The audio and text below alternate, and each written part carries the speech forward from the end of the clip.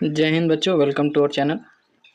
आज का हमारा टॉपिक है आर्टिकल्स, यानी ए, एन और द का प्रयोग हमें पढ़ना है। आज की वीडियो में हम ये सारी चीज़ें क्लियर करेंगे।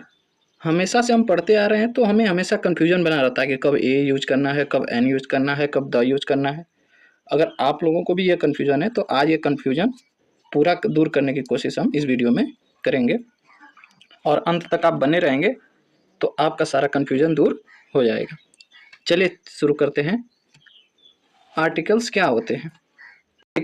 आर्टिकल्स वे छोटे शब्द होते हैं जो किसी नाउन से पहले आते हैं। ये हमें बताते हैं कि हम किसी चीज़ के बारे में पहली बार बात कर रहे हैं या किसी खास चीज़ के बारे में, यानी उस चीज़ के बारे में बताते हैं जिसका हम यूज पहली बार कर रहे हैं। आर्टिकल्स 3 होते हैं, ए, एन और द। ए और एन जो होते हैं इंडेफिनिट आर्टिकल्स होते हैं और द जो होता है वो डेफिनिट आर्टिकल्स होता है। ए या एन का मतलब होता है कोई एक। जब हम किसी एक चीज़ की बात करते हैं लेकिन वो खास नहीं होती तो हम ए या एन का इस्तेमाल करते हैं। ए जो होता है जब कॉन्सोनेंट साउंड से शुरू हो, जैसे क, ख, ग, क से ग तक का साउंड आए। यदि जैसे ए बॉय, तो बॉय में ब आ रहा है, ब शब्द आ रहा है, ब का उच्चारण हो रहा है, इसलिए यहाँ पर ए का इस्तेमाल करेंगे। यानी व्यंजन स्वर आ रहा है तो व्यंजन ध्वनि का इस्तेमाल पहले शुरू में हो रहा है तो वहाँ पर ए वर्ड का यूज हम ए का इस्तेमाल करेंगे।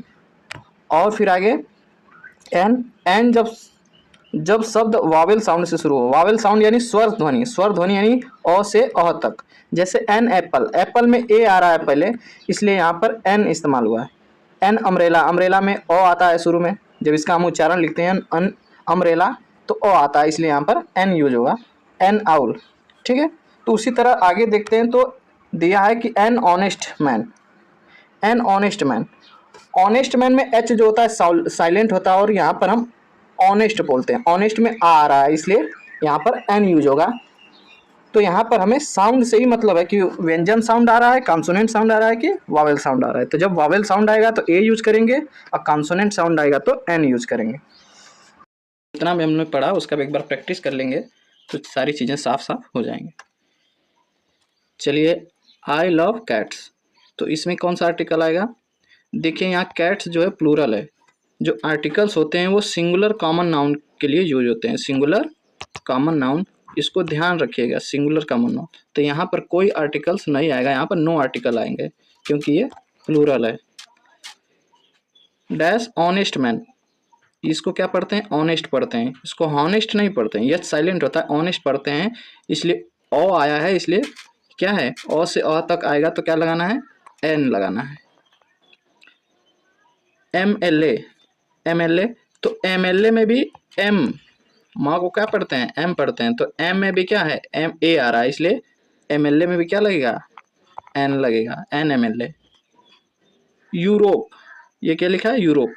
तो हमें ज़्यादा से ज़्यादा उसके उच्चारण पर ध्यान देना है। उच्चारण ध्यान देंगे तो सारी चीज़ें क्लियर हो जाएंगी। तो यूरोप में यूरोप को यू लिखते हैं, यू रोप। तो यूरोप में यू आ रहा है तो यो आ रहा है, इसलिए यहाँ पर क्या लगेगा? ए लगेगा। यूनिफॉर्म में भी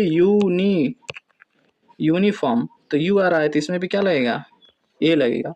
भले ही इंग्लिश के ए ई आई ओ यू साउंड वावेल हैं, लेकिन हमने क्या कहा था कि हिंदी वाले व्यंजन को ध्यान देना है। क से ज्ञ तक अगर आ रहा है तो ए लगेगा, अगर अ से अ तक आ रहा है तो एन लगेगा।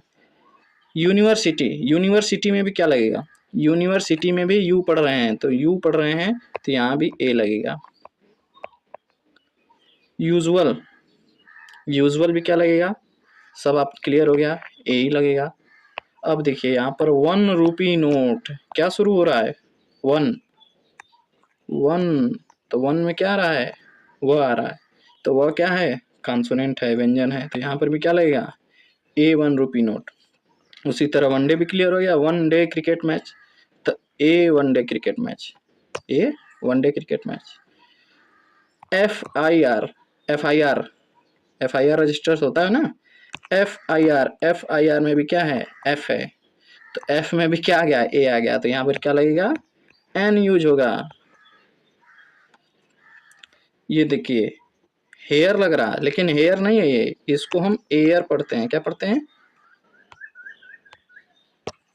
एयर, इसका जो प्रोनाउंसिएशन होता है, उच्चारण होता है एयर होता है, यस साइलेंट होता है। तो यहाँ पर भी क्या लगेगा, एन लगेगा। अगला है L L B, L L L L B आ गया। तो यहाँ भी क्या है, ए है, तो ए है तो क्या लगेगा, ओ से ओ तक में आ गया तो क्या लगेगा, एन लगेगा, N L L B. X-ray, x-ray में भी क्या है, ए है, एक्सरे, एक्सरे पढ़ते हैं इसको, तो एक्सरे में क्या आएगा, ए आएगा, तो यहाँ भी क्या लगेगा, एन लगेगा, एन।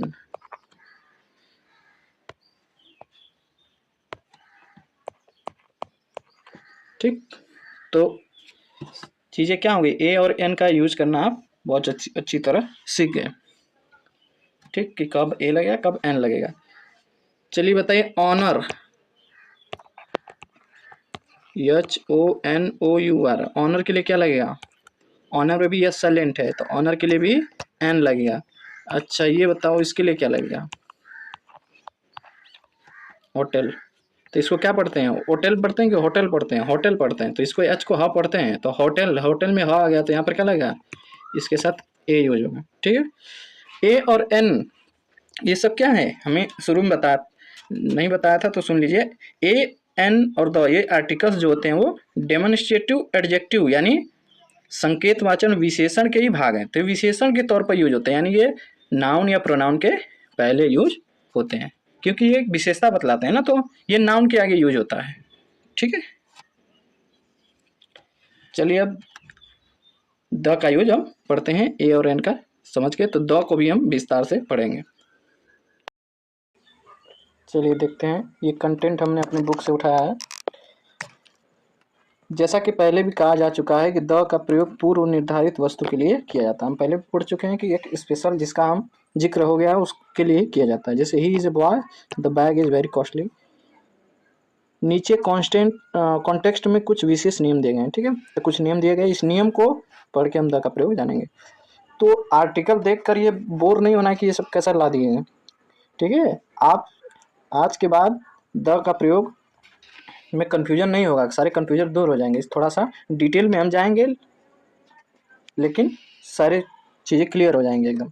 ठीक है, रूल 1 है कि द का प्रयोग उन नाउन से पहले किया जाता है जो एक मात्रा है, सिर्फ एक ही है।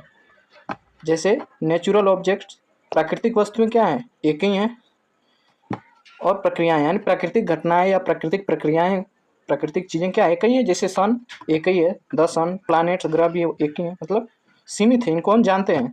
The solar Eclipse, the lunar Eclipse. ठीक है, तो द सन के आगे द लगेगा, अर्थ के लिए भी द लगता है। फिर रूल 2, जो पद अपने अधिकार क्षेत्र में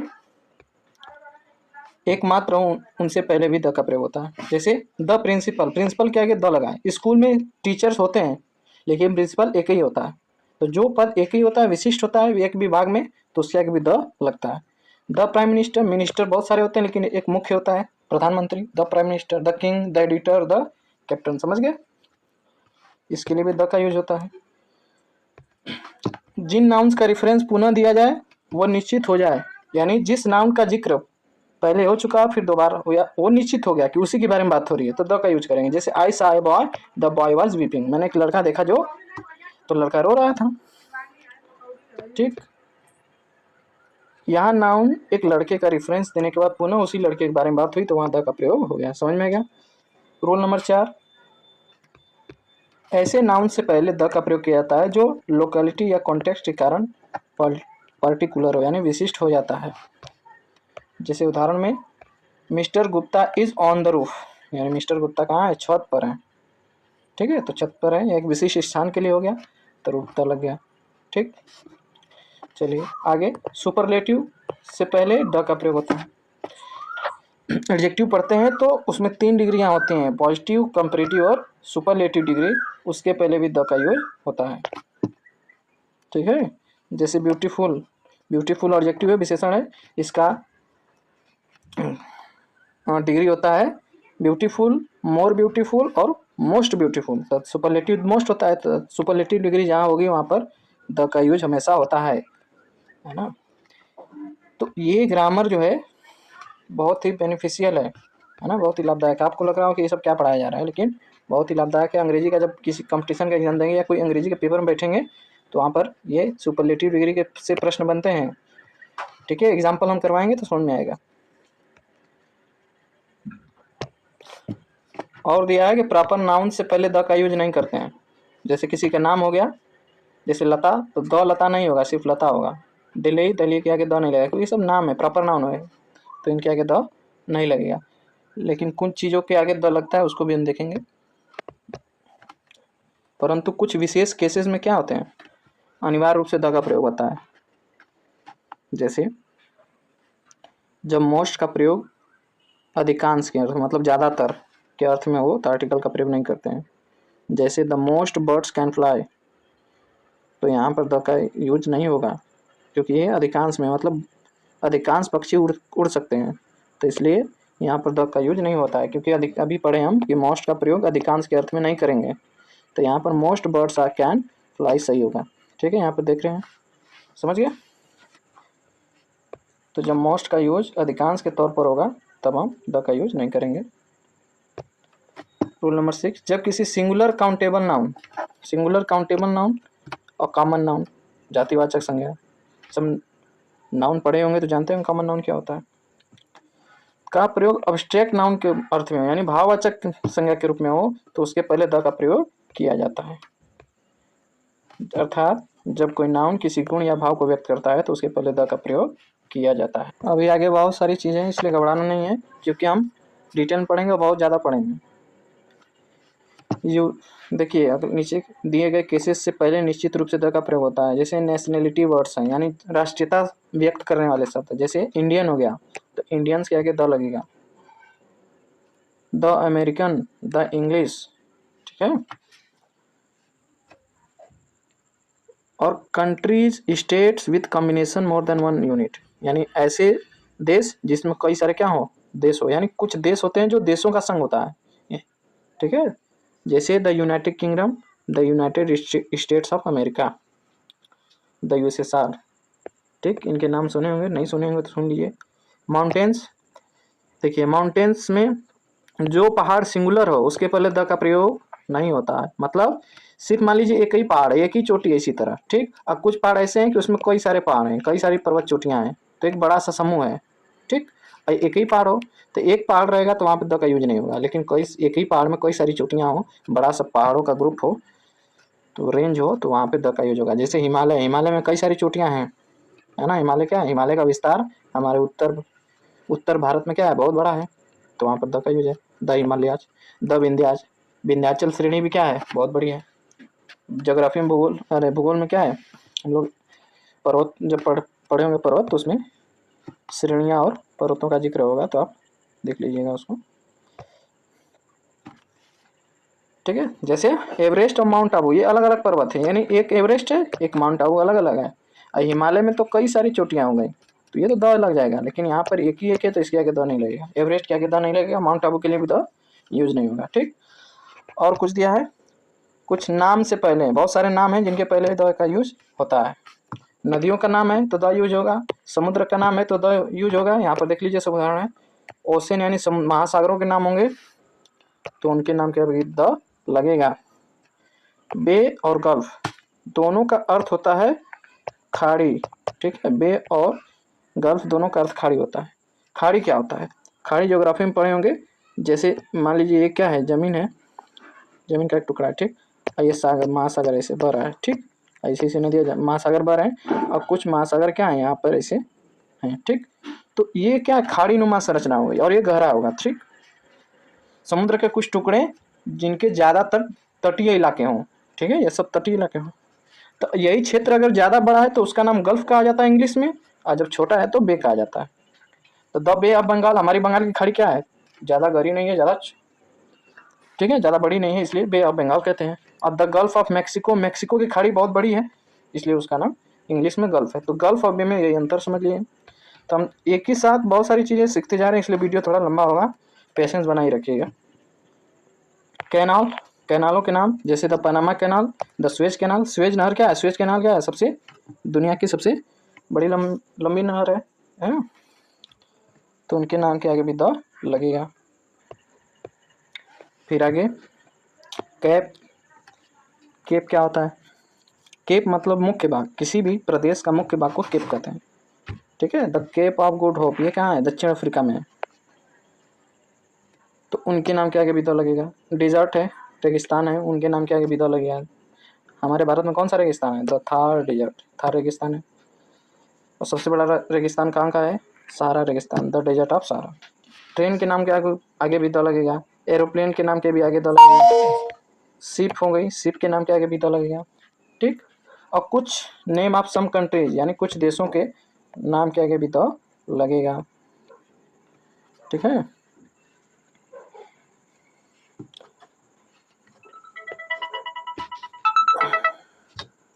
कुल फिजिकल पोजीशंस हैं, जैसे in, at the top of, at the bottom of, the outer of, the front of, the back of, है ना, कुछ चीज़ें हैं, है ना। फिजिकल पोजीशन मतलब भौतिक अवस्थाएं है ना। तो कुछ फिजिकल पोजीशन दिया है, यानी भौतिक जगह, जैसे ऊपर नीचे, एकदम चोटी पर, एट द टॉप ऑफ, है ना, एट द बॉटम ऑफ, सबसे नीचे, बाहर, सामने, किनारे पर। तो कुछ भौतिक स्थानों के नाम पोजीशन के भी दो लगता है। कुछ जियोग्राफिकल दिया है, यानी कुछ दिशाओं के नाम दिया है, कुछ जगहों के नाम दिया है, और कुछ दिशाओं के नाम दिया है। दिशाओं में ईस्ट, वेस्ट, नॉर्थ, साउथ, सबके आगे द लगता है। ठीक है। कुछ होटल और रेस्टोरेंट के नाम है, यानी होटल के नाम, रेस्टोरेंट के नाम के आगे भी द लगेगा, जैसे द ताज होटल। थिएटर और क्लब के नाम के आगे भी लगेगा। गवर्नमेंट ब्रांचेज, यानी जो सरकारी विभाग हैं, उनके नाम के आगे भी द लगेगा, जैसे द टैक्स डिपार्टमेंट, आयकर विभाग, द जुडिशरी यानी न्यायपालिका, है ना। म्यूजियम एंड लाइब्रेरी के नाम के आगे भी द लगेगा। न्यूज़ पेपर्स है, उनके नाम के आगे भी द लगेगा। तो देख रहे हैं द का जो है क्षेत्र बहुत ही बड़ा है, इसलिए टाइम ज़्यादा लग रहा है। इंपॉर्टेंट बिल्डिंग्स हैं, उनके नाम के आगे द लगेगा, जैसे the white house. White house क्या है? अमेरिका का राष्ट्रपति भवन का नाम है the white house. The Rashtrapati Bhavan, the parliament state, है ना। लिखा है कि परंतु यदि पहले किसी व्यक्ति का नाम लगा हो तो द का प्रयोग नहीं होगा। जैसे जैसे पार्लियामेंट स्ट्रीट, यानी संसद वाली सड़क, है ना, संसद गली। लेकिन महात्मा गांधी रोड, तो ये नाम के आगे, रोड के आगे नाम लग गया, तो नाम के लिए तो यूज नहीं होगा, है ना। चलिए, और कुछ दिया है कि एम्पायर। एम्पायर यानी साम्राज्य। कौन से साम्राज्य? इतिहास वाले। इतिहास पढ़े हैं? द रोमन्स एम्पायर, रोमन साम्राज्य। मुगल एम्पायर, मुगल साम्राज्य। तो इनके आगे भी तो लगेगा। हिस्टोरिकल बिल्डिंग्स हो गए, कुतुब मीनार, रेड फोर्ट, ताजमहल, चार मीनार, सबके आगे द लग रहा है। ठीक है। ऐतिहासिक इमारतों के नाम के आगे भी द लगेगा। डायनेस्टी हो गई, यानी डायनेस्टी यानी वंश। इतिहास में पढ़े वंश, गुलाम वंश, द स्लेव डायनेस्टी, मौर्य वंश, गुप्ता डायनेस्टी, गुप्त वंश। तो इनके आगे भी द लगेगा। कुछ ऐतिहासिक क्या है?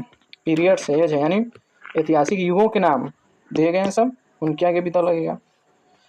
हिस्टोरिकल इवेंट्स, ऐतिहासिक घटनाओं के, जैसे द फ्रेंच रिवॉल्यूशन, फ्रांस की क्रांति, रशियन रिवॉल्यूशन, रूस की क्रांति, बैटल ऑफ पानीपत, पानीपत का युद्ध, क्विट इंडिया मूवमेंट, यानी भारत छोड़ो आंदोलन।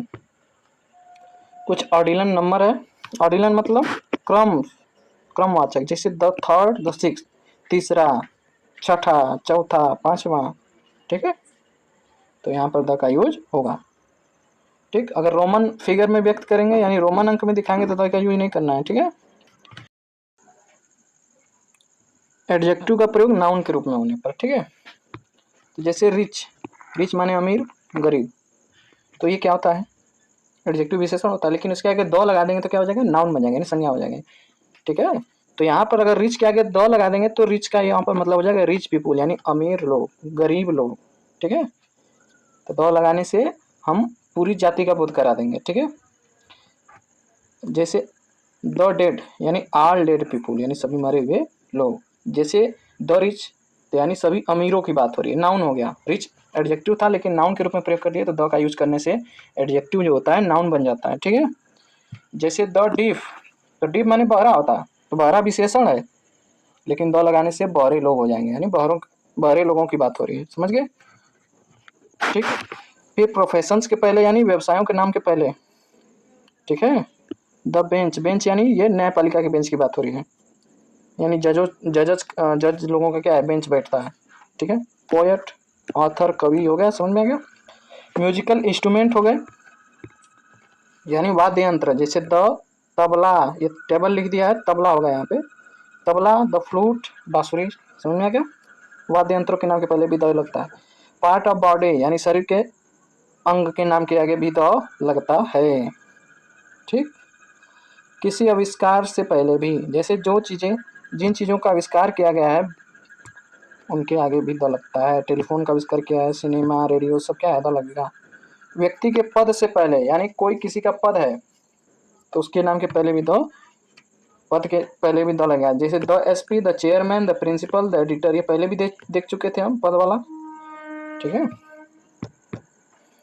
कुछ फिजिकल एनवायरनमेंट है यानी भौतिक पर्यावरण वाली चीजें, जैसे द रेन, बारिश, फॉग, कुएसा, है ना। वाइंड, हवा, the weather, the seaside, the sunshine, धूप। तो प्राकृतिक भौतिक जो पर्यावरण की चीजें उनके आगे भी द लगता है। पॉलिटिकल पार्टीज हो गई यानी राजनीतिक पार्टियों के नाम के आगे भी द भारतीय जनता पार्टी यानी BJP, the Congress party, the राष्ट्रीय जनता दल, समझ में आ गया, द लगता है। रिलीजियस कम्युनिटी यानी धार्मिक समुदायों के नाम के आगे भी द लगेगा, जैसे the Hindu, the Sikhs, the Muslim, the Christian, समझिए। रिलीजियस बुक्स हो गई, धार्मिक किताबें हो गई, उनके लिए भी द लगेगा, the Gita, the Mahabharata, the Ramayana, the Quran, the holy Bible, the Iliad, ठीक, समझ गए। पेन का कलर चेंज कर रहे हैं थोड़ा सा, कब से पीला रंग है, थोड़ा सा क्या हो जाएगा, कुछ चेंज कर देते हैं। परंतु यदि पुस्तक के नाम से पहले लेखक का नाम लिखा हो तो द का प्रयोग नहीं होता, समझ में आ गया। अगर पुस्तक जैसे रामायण है, रामायण के आगे द लगेगा क्योंकि ये धार्मिक किताब है, लेकिन जब वाल्मीकि का नाम जुड़ गया यानी वाल्मीकि की रामायण, तब द नहीं लगेगा, ठीक, सिर्फ वाल्मीकि रामायण हो जाएगा, ठीक है। चलिए, बहुत ही इंपॉर्टेंट आगे दिया है, आर्म फोर्सेस यानी जो हमारी सेनाएं हैं उनके आगे भी द लगता है, the police, the army, the navy, the air force, समझ गए, ठीक है। गवर्नमेंट ब्रांचेस ये तो दिखे थे हमने, यानी सरकारी विभाग के नाम है, उनके आगे भी द लगता है, ठीक है। देखिए ये जो है बिहार एसआई की बुक का है, तो देख लीजिए आप कितना इंपॉर्टेंट कंटेंट पढ़ रहे हैं कि बिहार दरोगा का है, आने वाले क्वेश्चन है इसमें, ठीक है। तो लग रहा है कि कितनी चीज़ें बता रहे हैं, तो ये बहुत इंपॉर्टेंट है, एक बार पढ़ लीजिए फिर आपको एन दोबारा नहीं पढ़ना पड़ेगा, ठीक है। चलिए देखते हैं प्रॉपर नाउन के अपोजिशन से पहले, जैसे कोई किसी का नाम हो और उसका नाम एक संज्ञा, एक विशेषता के रूप में यानी विशेषण के रूप में यूज किया जाए, जैसे Kalidas the Shakespeare of India, यानी कालिदास जो है भारत के क्या है, शेक्सपियर है, ठीक है, तो द लगता है कालिदास, समझ गए। इसका एक उदाहरण होता है Shakespeare is the Kalidas of India,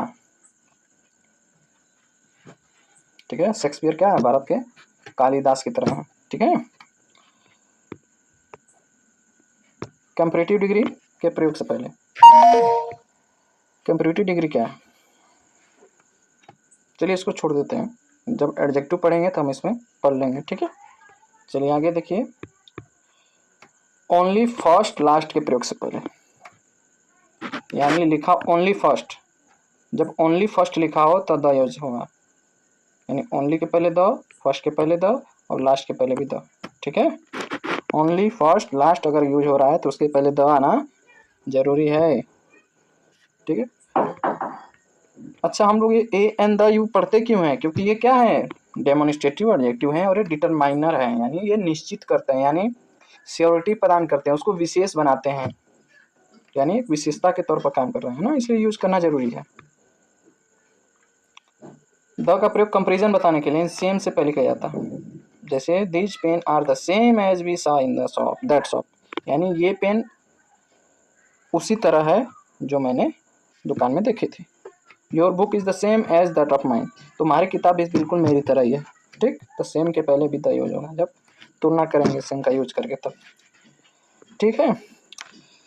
चलिए अब राहत की सांस लीजिए। द का प्रयोग हमने क्या है बहुत अच्छी तरह से पढ़ लिया। ठीक, तो वीडियो बहुत लंबा हो जाएगा इसलिए हम इतना ही रहने देते हैं। ठीक है, और जितना हम पढ़े हैं उसकी प्रैक्टिस बहुत बढ़िया प्रैक्टिस करेंगे अगले वीडियो में। तब तक के लिए थोड़ा सा आप भी रेस्ट कर लीजिए और हमें भी रेस्ट करने दीजिए। ठीक है, चलिए वीडियो अच्छा लगा हो तो लाइक कर दीजिएगा और कमेंट कर दीजिएगा। जो चीज़ें आप हमसे कहना चाहते हैं वो कमेंट के द्वारा कह दीजिएगा। और वीडियो और भी चीज़ों को पाने के लिए, हमेशा अपडेट रहने के लिए हमारे चैनल को भी सब्सक्राइब कर लीजिए। चलिए, थैंक्स फॉर वॉचिंग। यहाँ तक बने रहने के लिए बहुत बहुत धन्यवाद और जय हिंद।